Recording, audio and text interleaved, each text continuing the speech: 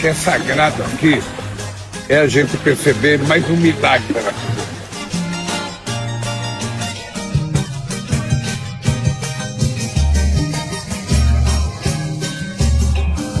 O que é extraordinário aqui é que vocês vão perceber que tem onda que vem de lá para cá e onda que vem.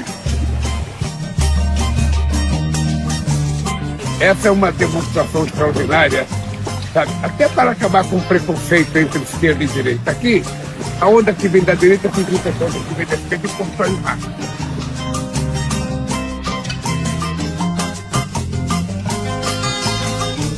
Extraordinária virtude da natureza que faz aquilo que a gente não imagina que seja possível ser feito.